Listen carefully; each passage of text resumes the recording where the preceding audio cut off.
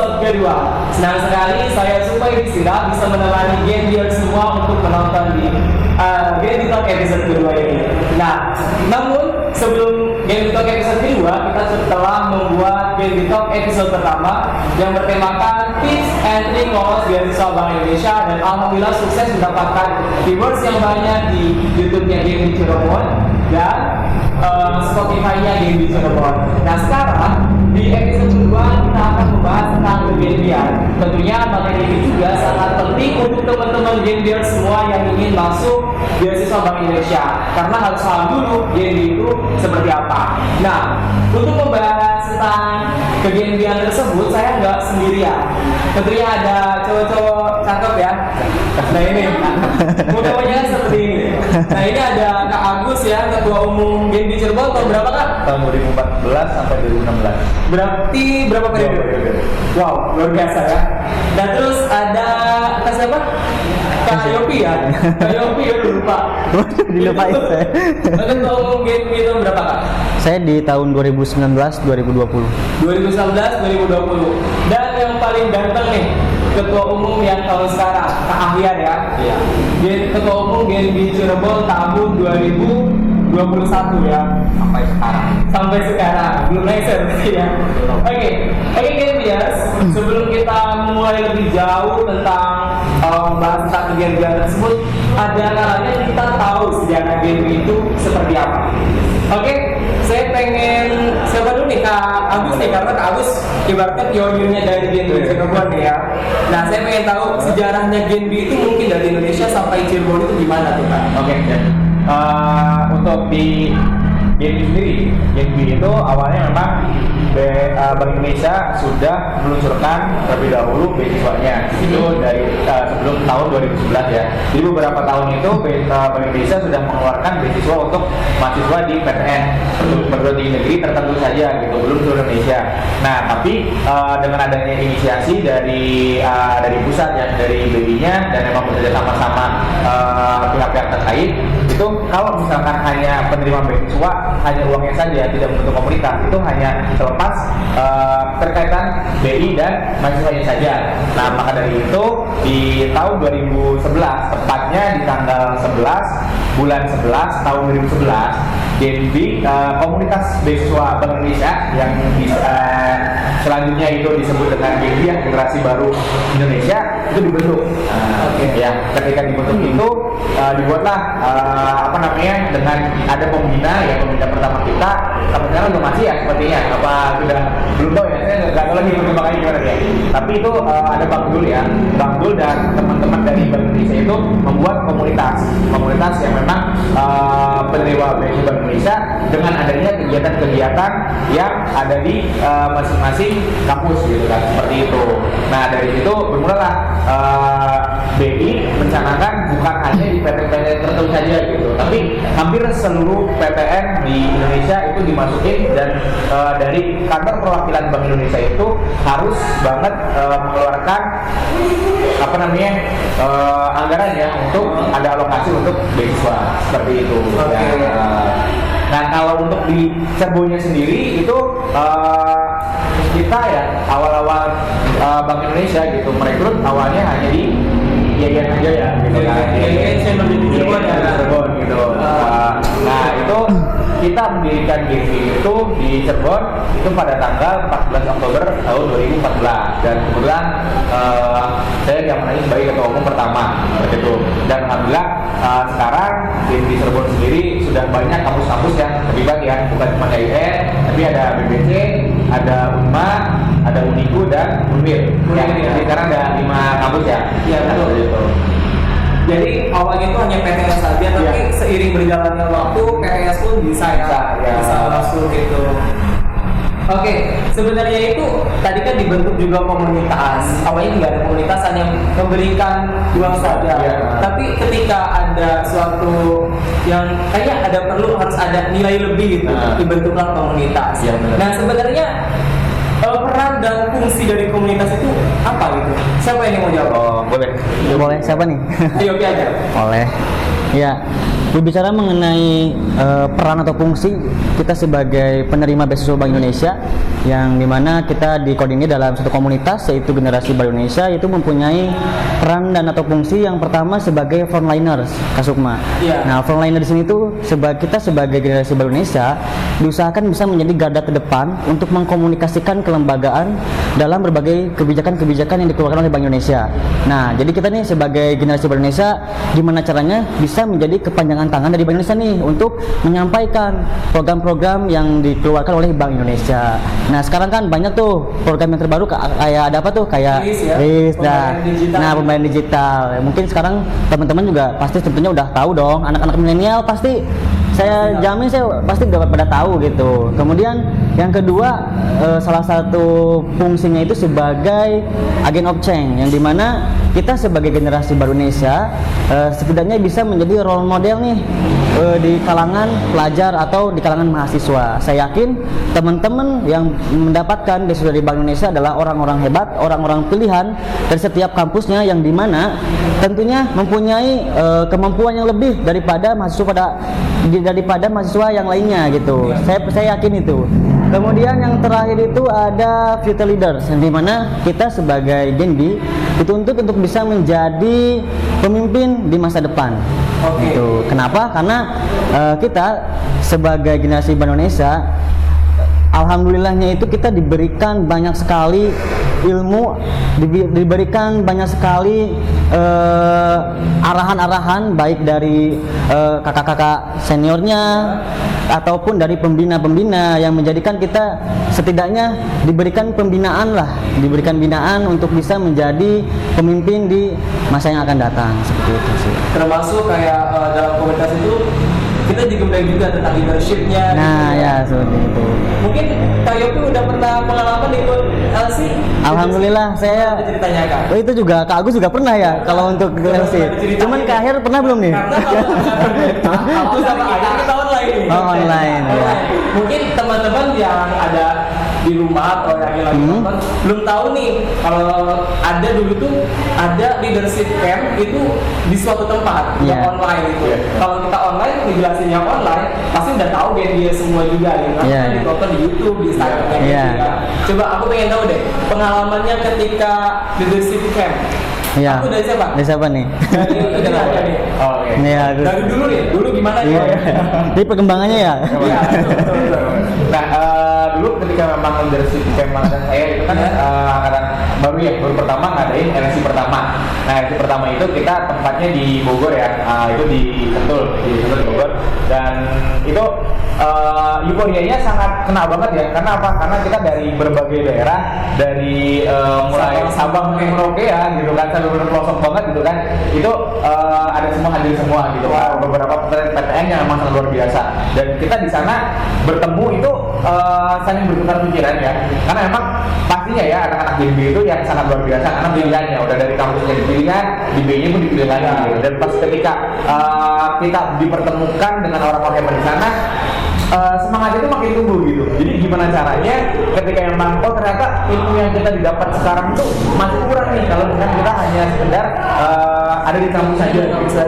Dan ketika kita sudah bertemu sama orang-orang di Indonesia gitu, dengan latar belakang yang berbeda, dengan keilmuan yang berbeda, dan dengan adat yang berbeda, kita benar di sana disatukan untuk belajar gimana sih caranya menjadi seorang pemimpin yang memang benar-benar bisa bersatu gitu, dalam artian menyatukan banyak pikiran, menyatukan banyak kepala gitu. Karena di sana kita dibentuk tim untuk menyelesaikan masalah gitu, bentuk tim untuk main game, dibentuk tim untuk menjadi benar-benar leader. Gimana caranya ketika kita dihadapkan dengan masalah ini, seperti apa penyelesaiannya, ada problem solving ya. Problem solving itu di sana memang benar-benar kita didikan, dan acara puncaknya di sana benar-benar kita masing-masing dari daerah itu menampilkan adat-adat yang ada di masing-masing gitu.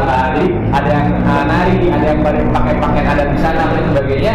Benar-benar ngena banget. Kita tuh seakan-akan kayak di acara yang sangat menampilkan masing-masing dari budaya daerah. Iya. Kalau dulu Gen di Cirebon nampil apa tuh? Gen di Cirebon dulu kita pakai baju adat ya. Jadi yang nampilin di sana rata-rata memang pakai baju adat semuanya seperti itu. Itu berarti tahun berapa? Tahun 2015 ya. 2015. Kalau IOP Kalau saya tahun 2019. 2019. Ya masih anget-angetan lah. Berarti terakhir secara offline. Soalnya kemarin online ya katanya ya. Online, betul, Iya. online. Nah kalau di saya itu gini ya sebenarnya. Kita ketika ikut menjadi penerima Beasiswa Bank Indonesia, sebenarnya kita berkompetisi kan ya dalam seleksi administrasi, kemudian bisa tahap selanjutnya dan bisa menjadi penerima itu kompetisi. Nah selain kita untuk mendapatkan beasiswa, kita juga berkompetisi nih di Genbi ini. Untuk apa ya? Salah satunya yang ditunggu-tunggu itu ya leadership camp nasional.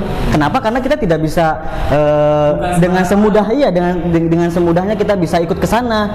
Karena tanpa kita persiapan, kemudian kita juga di dalamnya itu berkompetisi juga. Jadi kita ada seleksi juga ya Kak Gus ya. Untuk berangkat sana itu kita diseleksi lagi. Jadi sebelum kita masuk ibaratnya nih Gen di Cirebon yang Iya. mau ikut leadership camp itu sama Gen di Cirebon jadi seleksi lagi. Iya betul banget. Iya jadi benar-benar orang pilihan dipilih dari orang-orang pilihan. Wah. kurang lebih seperti itu. Iya jadi kita ada proses seleksi lagi untuk berangkat sana dan biasanya kalau angkatan saya itu mendelegasikan 3 orang. Kalau Kak Agus 5 orang ya? Iya 5 orang. Nah kalau saya itu 3 orang. Kemudian waktu itu saya dilaksanakan di Hotel Discovery Ancol. Iya di Jakarta ya, di Jakarta. Kemudian ya mungkin gak jauh beda sih kegiatannya sama seperti Kak Agus, cuman yang membedakan kalau saya itu 3 hari kalau nggak salah. 3 hari. Kalau Agus berapa hari itu? 4 harian. Ya dimana kita bener tuh selain fisik nih harus kuat karena di sana juga ada yang namanya pelatihan langsung turun guling-guling dan lain-lain. Wah ngerasain banget gimana capeknya. Ternyata bener nih selain pikiran ternyata fisik juga harus diperhatikan juga gitu. Makanya dari itu ketika berangkat ke sana kita dipertemukan dengan teman-teman Genbis Nusantara. Waktu itu kurang lebih ya ada 320 Genbi Nusantara dari 25.000 Genbi secara nasional dan dari 200 sekian perguruan tinggi negeri dan swasta. Waduh, berarti sangat banyak, sangat selektif ya. Iya. Tapi aku pengen tahu karena kan biasanya ada perbedaan budaya itu kita cara ngomong bahasa kayak terganggu gitu, ada gitu. Itu cara penyesuaiannya gimana? Apakah orang-orang daerah atau orang-orang yang ada di LC itu semuanya bisa memang orang-orang hebat atau seperti apa gitu?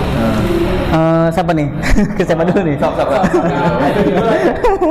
Udah ke akhir dulu nih.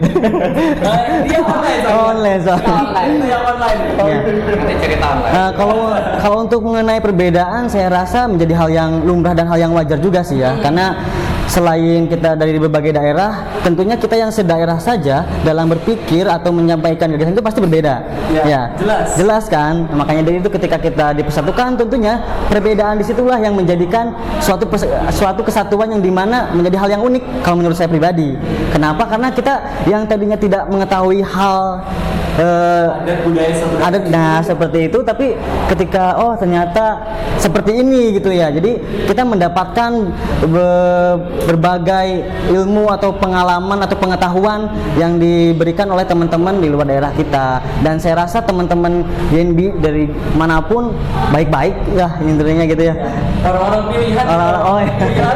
Orang-orang pilihan ya. Bener, 3 tahap berarti pilihnya. Habis mau cerita mungkin?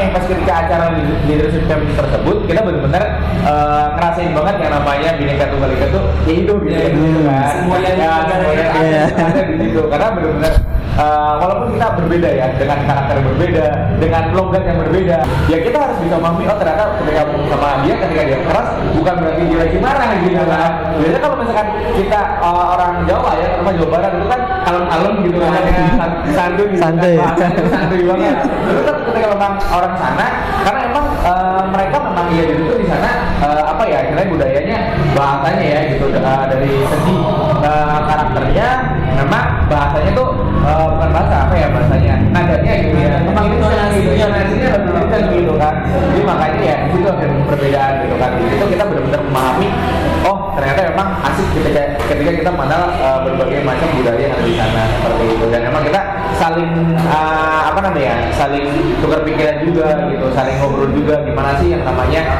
pergerakan gaming di sana seperti apa. Kita dapat ilmu juga tentang gaming. Jadi pas ketika balik dari sana tuh benar-benar mendapatkan selain ilmu untuk diri kita juga dapat banyak masukan untuk gimana sih cara melangkah gaming gitu. Jadi kita bisa duplikasi, oh di kan Jawa Timur kayak gini, oh di Jogja seperti ini. Kita juga bisa duplikasi gitu.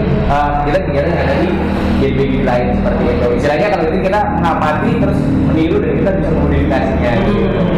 Bisa kebayang ya guys gimana serunya berbanget sama orang-orang dari Sabang sampai Merauke ya kan? Nggak setiap orang bisa merasakan ada di posisi tersebut gitu, itu luar biasa banget sih gitu. Terus tadi kan salah satu kegiatan dari game itu leadership camp nasional. Nah, namun pada tahun kemarin karena pandemi ya, game dia semua itu diadakan secara online. Nah, mungkin bercerita kalau secara online bisa nanti ditonton ya, akun IG-nya atau YouTube-nya game di nasional gitu ya. Boleh pakai poin nanti kegiatan-kegiatan game nasional. Tapi saya juga penasaran Kak, kegiatan-kegiatan yang ada di game di Cirebon itu apa aja? Kak Ayat deh, dari tadi nih udah ini berdua nih. Oke. Gimana Kak? Jadi gini untuk Kak Suma, bahwasanya kegiatan itu bukan hanya kita bercerita di game nasional, tapi di dalam ruang lingkup wilayah pun ada gitu kan. Game wilayah itu dari game di Cirebon ada 5 komisariat. Ini yang tadi sudah dijelaskan sama Kak Agus ya. Di 5 komisariat ini ada beberapa kampus yang memang sudah bekerja sama sama Bank Indonesia. Akan tetapi di Cirebon itu kita berbeda daerah gitu.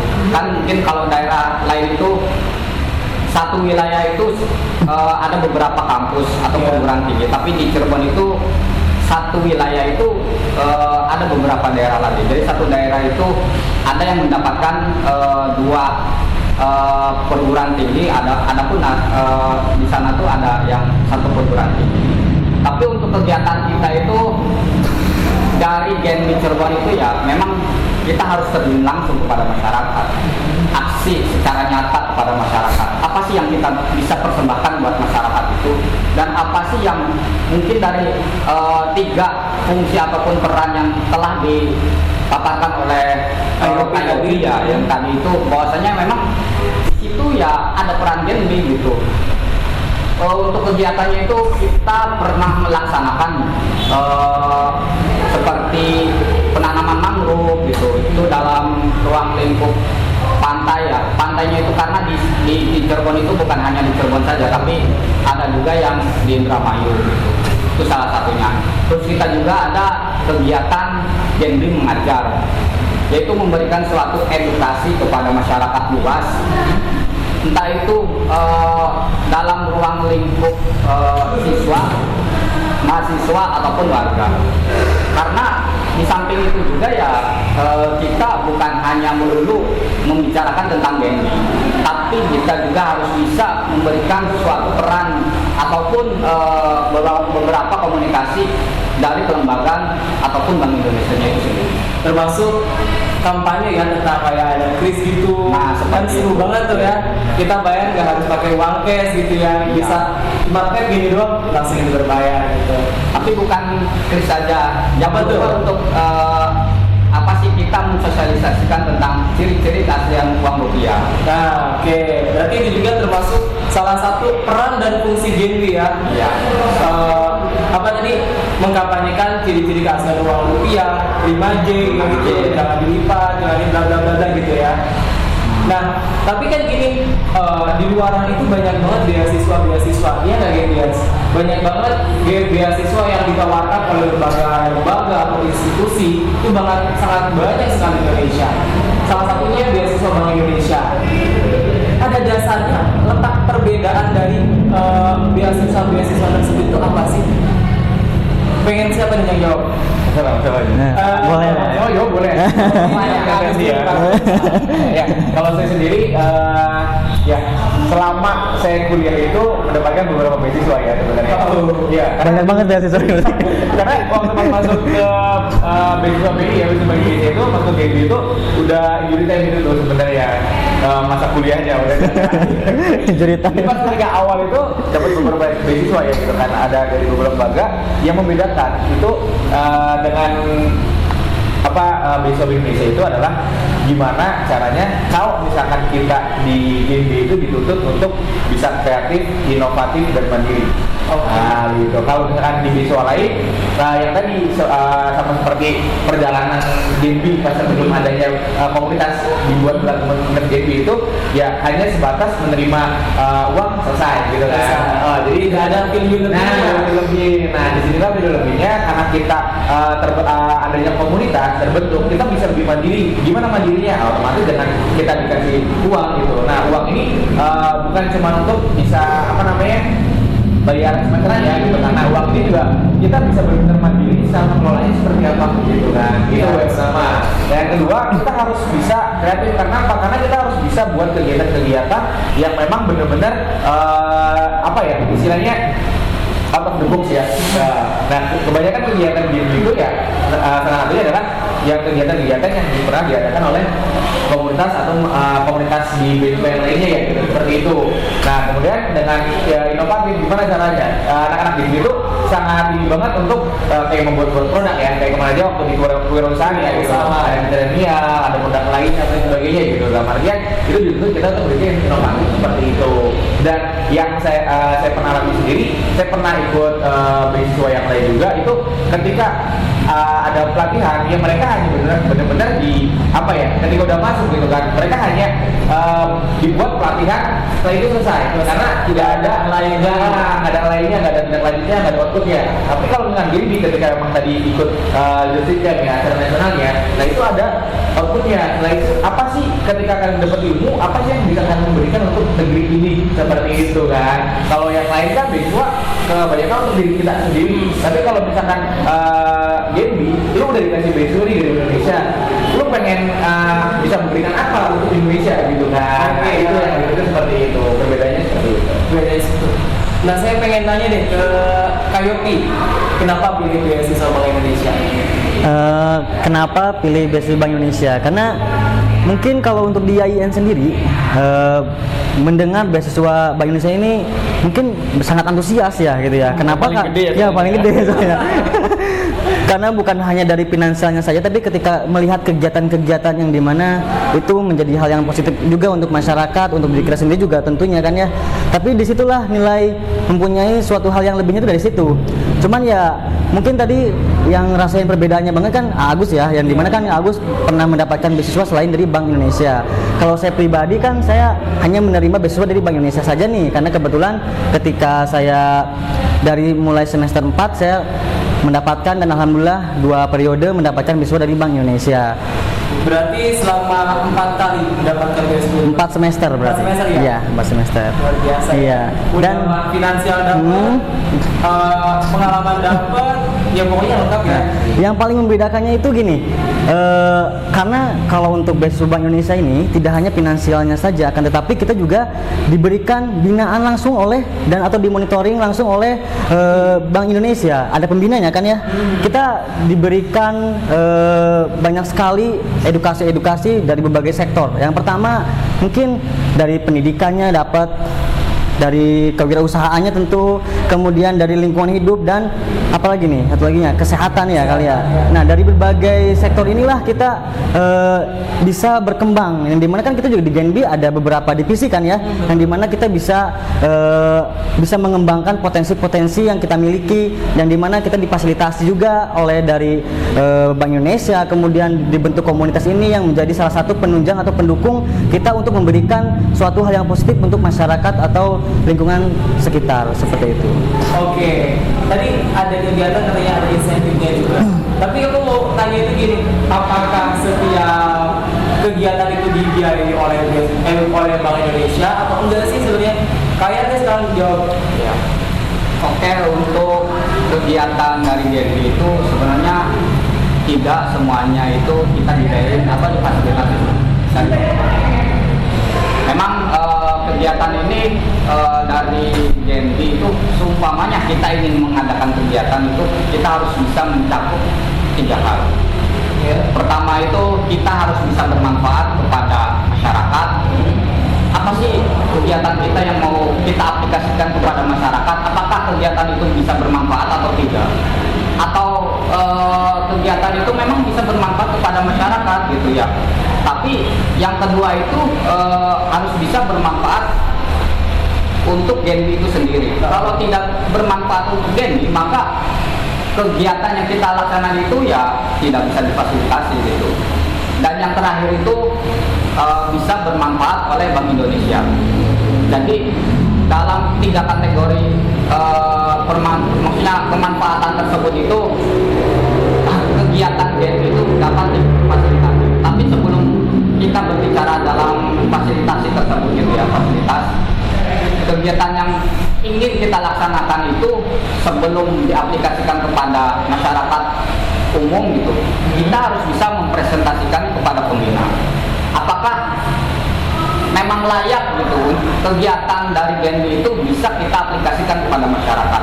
Jadi bobotnya itu harus bisa dilihat atau diukur gitu. Karena dari Bank Indonesia itu bukan hanya sebatas kita melihat dari kuantitasnya saja, tapi harus bisa melihat dari kualitasnya itu sendiri.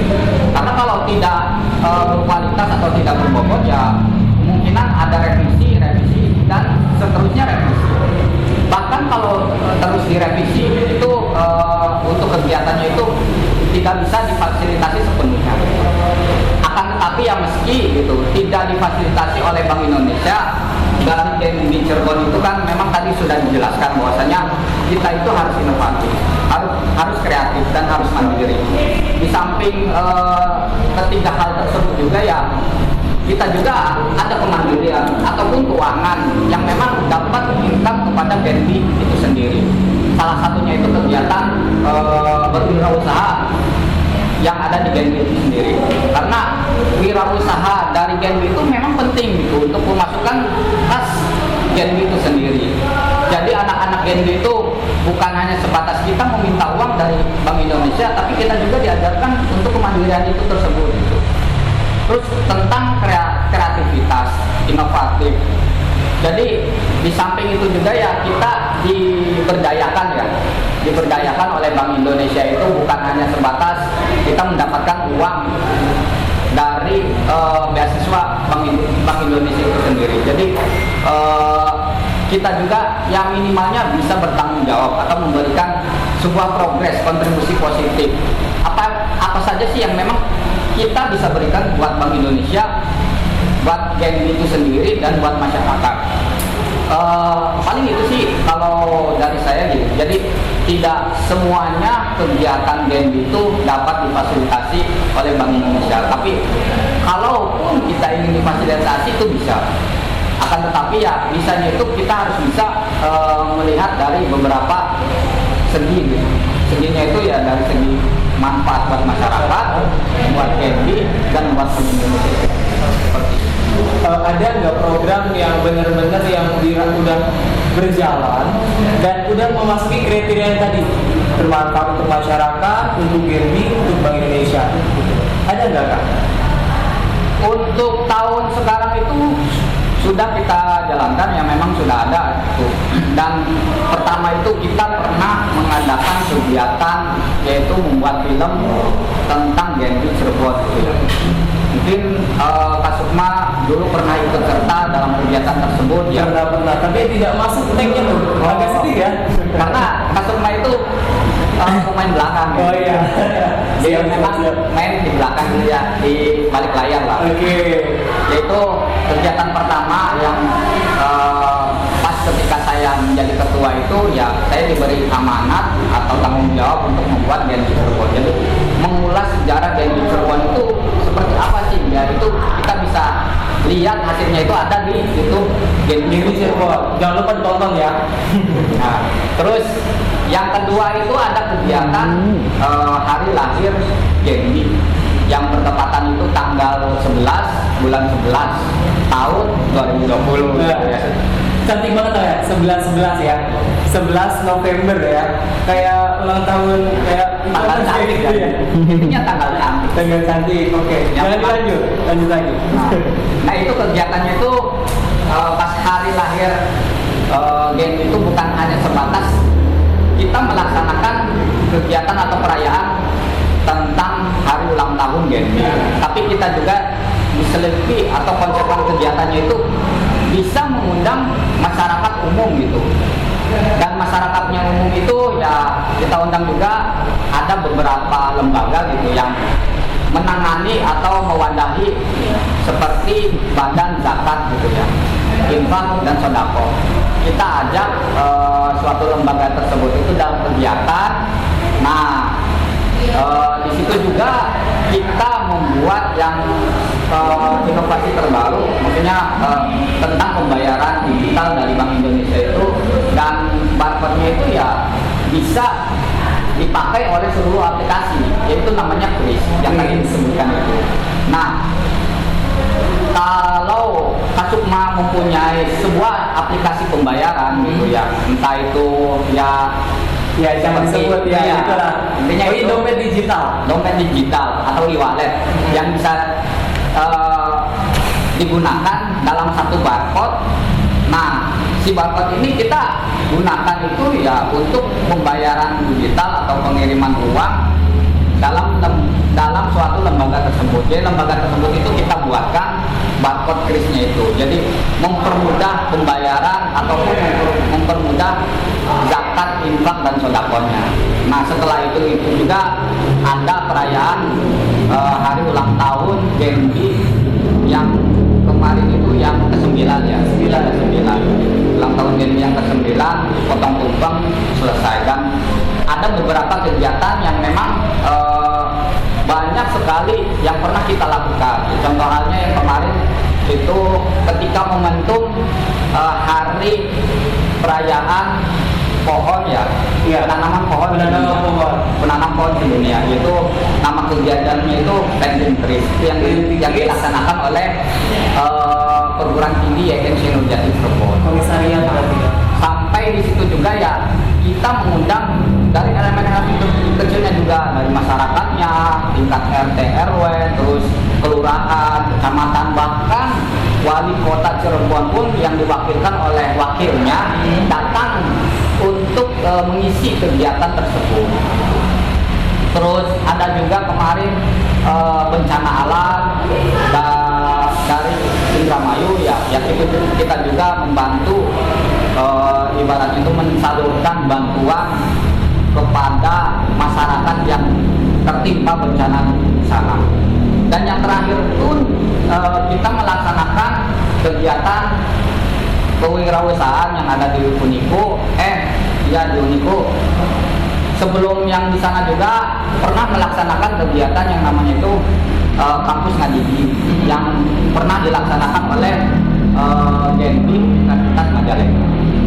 Nah, di samping itu juga ya memang beberapa peran ataupun kegiatan yang dilakukan oleh Genbi itu ya tidak jauh dari ruang lingkup 3 itu. Oke, semoga bisa menjadi contoh ya Genbi Cirebon ini untuk Genbi di kota-kota lain gitu ya. Tadi udah beberapa programnya ya disebutkan oleh Ketua Umum tahun sekarang. Semoga bisa menjadi contoh untuk Ketua Umum untuk Genbi di kota-kota lain. Nah, boleh nih nggak Mas Ma? Jadi berkaitan tadi tentang menjadi apa ya? Jadi rujukan gitu. Itu sempat juga ya waktu pas awal-awal gitu ya. Genbi Cirebon itu memang sangat luar biasa ya gitu. Kan makanya waktu Genbi Cirebon bisa masuk 3 besar nasional. Genbi baik nasional waktu zaman itu. Tahun berapa tuh? Itu waktu LC di sebelum LC ya. Jadi itu dikasih tahu pembina ya. Jadi kumpulan pembina seluruh Indonesia ya. Itu pada tahun 2015 Nah, itu diumumkan game terbaik dan Cirebon itu termasuk tiga game terbaik. Top 3 lah ya. Top 3 ya, maksudnya itu. Dan itu ternyata dari situ game Cirebon mulai jadi rujukan dari mulai jenis pengajuan proposalnya, kemudian dari kegiatan-kegiatan, dari birokrasi dengan kampusnya itu hampir beberapa game itu merujuknya ke kita gitu, Cirebon. Iya. Berarti dari seluruh Indonesia itu Iya. merujuk ke game di Cirebon. Iya, karena memang kita benar-benar waktu game di Cirebon baru hadir di 2014, tapi 2015 dari 2015 sampai 2015 itu banyak banget juragan yang memang kegiatannya kita buat out of the box gitu. Jadi benar-benar yang belum pernah ada di game lain dan belum pernah ada seperti di komunitas lain, tapi kita bentuk itu dan akhirnya bisa menjadi terobosan-terobosan baru dan bisa menjadi istilahnya rujukan bagi game lain seperti itu. Boleh dong dikasih tipsnya kan? Oh boleh. Karena kan maksudnya gini, bukan kita untuk berlomba-lomba, Iya, tapi benar. ini memang untuk kebaikan. Iya, benar. Siapa apa salahnya berlomba-lomba untuk kebaikan? benar. Coba dikasih tipsnya dong. Kak. Ya, jadi karena emang tujuan kita, karena dulu benar-benar ketika kita dapat beasiswa, yang kita pikirkan adalah gimana caranya kita bisa aktif dan kita bisa benar-benar kita sudah disumpahkan gitu kan. Kita sudah bahasanya adalah ketika memang kita dapat beasiswa, kita dibacakan lah gitu kan bahasanya sumpah Genbi gitu kan. Nah, ketika kita disumpah, gimana caranya kita bisa aktif dan di surat juga kalau sekarang ada yang keterangannya harus aktif di Genbi gitu ya. Nah itu kita berpikir ya angkatan pertama itu adalah menjadi pionir. Jadi gimana caranya kita benar-benar bisa memberikan yang terbaik nih gitu kan untuk Genbi Cirebon selanjutnya maupun untuk Genbi secara nasional dan untuk masyarakat tentunya ya Indonesia gitu. Nah kita di situ membuat gerakan yang benar-benar out of the box ya. Kayak kita membuat rumah pintar. Rumah pintar untuk anak jalanan. Biasanya kan jarang sekali nih mahasiswa yang emang menyentuh untuk masyarakat ya, orang yang pikiran gitu ya. Kalau mau marginal emang benar-benar itu harus dibantu. Tapi memang jarang banget untuk yang membantu gitu kan. Nah kita buatlah rumah pintar di situ. Kita setiap minggunya ada pembelajaran. Kita buat ada perusahaan di situ apa sebagainya. Semuanya emang support dana dari Bank Indonesia. Bagus sekali. Sangat pantas ya. Akan top 3 dari Indonesia gitu. Dan beberapa kegiatan lainnya memang benar-benar kita menyentuh kaum yang memang harusnya kita bantu gitu kan. Jadi kebanyakannya waktu itu dari pendidikan pakai seperti itu, kemudian juga kita kesehatan itu kita setiap minggunya itu ada kegiatan. Jadi kegiatannya di Car Free Day kita cek kesehatan itu kerjasama dengan lembaga lain seperti itu. Jadi yang namanya Genbi itu nggak mesti yang tadi dikatakan akhir ya gitu. Jadi ketika kita Genbi harus kerja sama BI aja, kita nggak membuka yang lain nggak gitu. Tapi kita memang berpartner dengan BI dan kita juga bisa berpartner dengan lembaga lain untuk sama-sama memberikan kebaikan untuk masyarakat Indonesia. Oke, luar biasa, pantas. Bikin di Cirebon jadi top 3. Mungkin dari IOP ada tambahan? Tambahan apa nih? Tentang apa dulu nih? Mungkin buat semangat kita Genbi, para Genbi di Indonesia. Ya, khususnya buat teman-teman yang ingin mendapatkan atau menjadi salah satu penerima beasiswa Bank Indonesia, tetap semangat. Yang paling penting kalian harus percaya diri ya. Karena kenapa?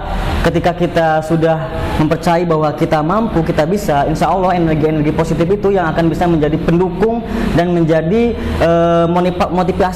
motivasi buat kita bisa menjadi salah satu penerima beasiswa dari Bank Indonesia. Dan tentunya ketika teman-teman sudah menjadi penerima beasiswa Bank Indonesia, kalian harus bisa menunjukkan bahwa kalian ini layak menjadi salah satu penerima beasiswa dari Bank Indonesia seperti itu.